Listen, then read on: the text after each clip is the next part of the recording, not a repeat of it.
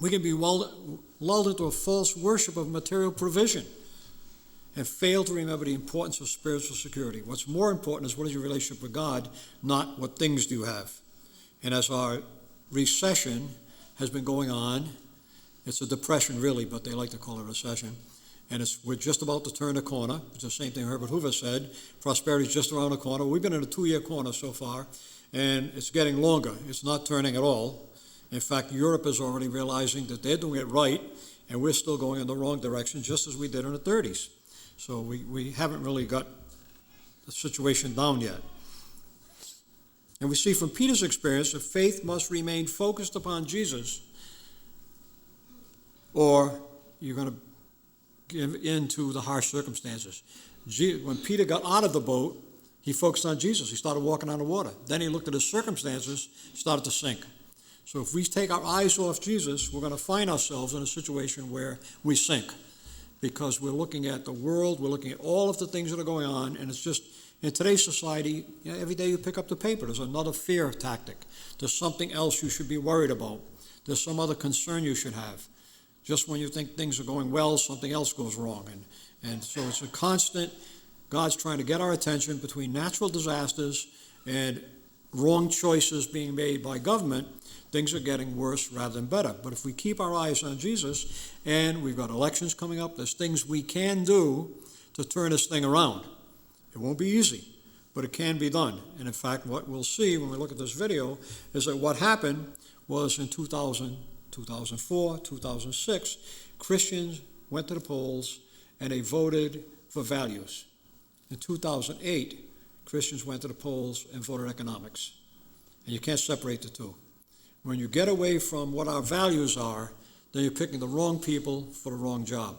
The two have to go together. There's a former congressman that has a little teaching called politics is as easy as pie.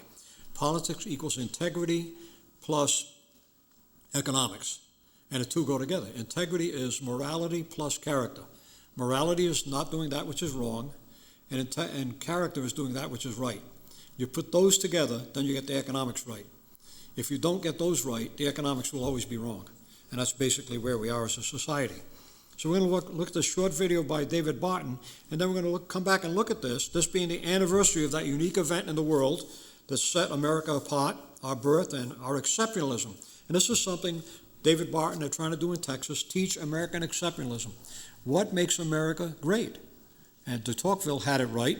When he visited from France, he said, America is great because America is good. When it ceases being good, it will cease being great.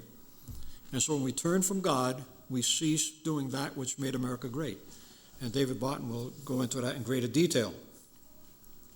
We've been stable, we've been prosperous. Until 9/11, we hadn't had war on our soil for a very long time. Look at the rest of the world, they're constantly in war. Even the so-called European nations that we admire have gone through wars every 30 or 40 years. We've been very lucky not to have that happen. What makes it different? What made our revolution different than the French Revolution?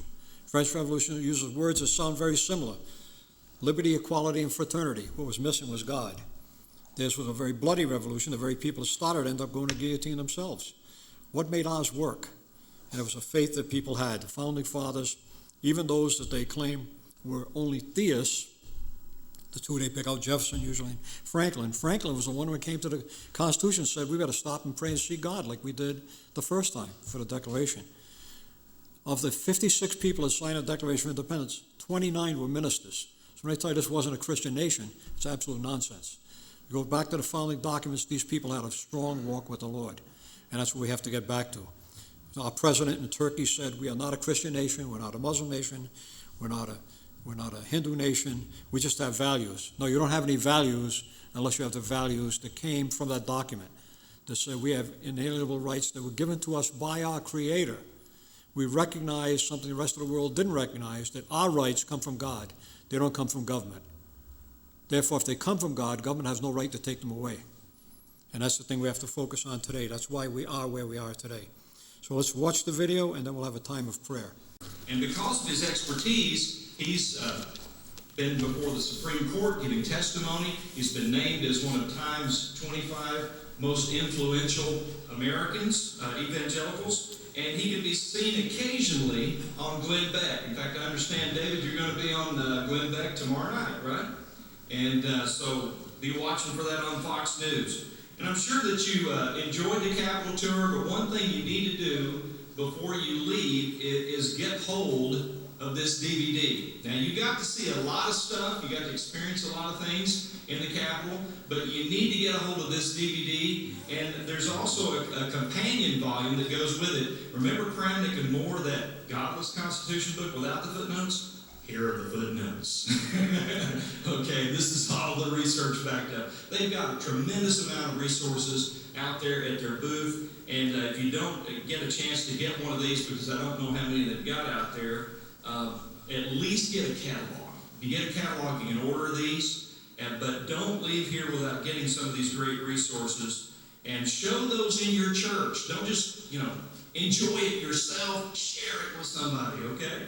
David and Cheryl have 3 grown children, Damaris, Timothy, and Stephen. Stephen's in the Army, right? No? Damaris' husband's in the Army. Okay, I'm sorry. And, of course, they live in Aledo, Texas. And here to speak to us about preserving American exceptionalism, would you please help me welcome David Barton?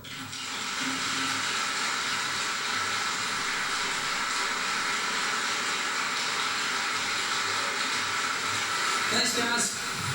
Thank y'all. Pleasure to be with you. I'm going to do a whole lot of slides tonight, which I usually do. So let me start with the slides. I want to take you in the direction of just really how blessed we are as a nation, because I think we're all aware of problems and things that we can point to and talk about that we don't like the direction this is taking or what's happening. But when we look even at all the problems we have and compare ourselves with where we are in the nation, we're still the most blessed nation in the world. No question about it, even with all that difficulty. What you see, particularly in our nation, just even as we celebrate here in just a few weeks, the 4th of July, every 4th of July we have set another world's record for longevity. No nation has been under the same piece of paper as long as we've been under our pieces of paper. So every year is a world's record. Right now at the UN, we have 192 nations at the UN. Out of those 192, America is the only one, out of 192, we're the only nation in the world that does not average a revolution every 30 to 40 years. I think that's kind of cool, not having to worry about a revolution in our lifetime. However, if you had lived over in France, you see France, you've gone through 15 revolutions since we had our last revolution. If you move over further to Poland there, Poland's had 7 revolutions since 1921. If you move over to Russia on the right side, Russia's had 4 revolutions since 1917. Afghanistan had 5 in the 20th century. Every other nation in the world, as an adult, they've had to worry about 1, 2, 3, 4 revolutions in their lifetime. We have never done that. Nobody came through those back doors and decided what table we're diving under. If rebel forces come in and start spraying us with machine, they didn't cross our mind. So even with all the issues we have stability. And on top of that, we have prosperity as well. America represents only 4% of the world's population. We have 25% of the world's wealth. Now, how does that work out? Is that wealth just batched up in a few people? We often hear that it is. Not so. You know that according right now to what the U.S. Census Bureau says, according to the Census Bureau, if you live below the poverty level in America, we don't want anybody living below the poverty level, but if you do, according to the Census Bureau, if you live below the poverty level in America, you are more likely to own a telephone, a television, an air conditioner. You're more likely to own an automobile. You're more likely to eat more red meat and have more square footage of living space than the average middle class in Europe. Did you get that? If you live below the poverty level in America, you're higher than the middle class in Europe. And we sometimes forget just how blessed we are. We are a blessed nation. This is called American exceptionalism. That is a term that was given us back in 1831 by Lexington Tocqueville, but this American exceptionalism, it really is under attack in a lot of ways. I was just one of the 6 folks appointed by the Texas Board of Education to write the history standards there, and so you've heard on the news, I'm sure, in the last few weeks about all the battles, what's happening in Texas and what we're trying to do there. And one of the radical things we wanted to try to do was teach American exceptionalism, that we are a blessed nation. And I've never seen protests in my life where adults, including professors, came to the state capitol and had a protest over us trying to teach American exceptionalism. You would think that that's a good thing to teach. Now, we are a different nation. Here's the reasons why.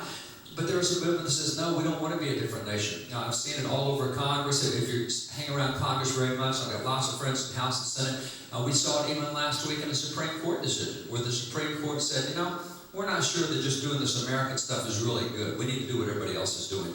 And so in that particular, now Article 6, Section 2 of the Constitution says you can cite a treaty as the basis of law as long as we've ratified that treaty and it's part of American law. So if we in the Senate and others say, yeah, we want this to be part of American law, you can use that as the basis of law. But the Supreme Court reached out to a treaty that we've rejected, didn't want to be the basis of American law. So they said, we really like what's in that treaty, so let's ignore the Constitution, do what's in that treaty, because we need to be like Europe. I mean, Europe is so advanced and enlightened, let's be like them. We saw that a few months ago when we went through all the debate on global warming, which is coming up for round 2 now. And they said, you know, if we can just be like Germany, and if we do cap and trade like they did in Germany, it'll be perfect. Yeah, if we can just be like Europe, we're great. Same thing, they said in the House, you know, if we can do special rights for homosexuals like we did in France, that's the way America, we need to do what Europe's done on that. And by the way, when it came to healthcare, we were told that we needed to be like Denmark and Great Britain and Scandinavia, and Europe provides a perfect model for healthcare. It's just that they forgot to tell us that nations like Denmark have a 68% tax rate to go with it.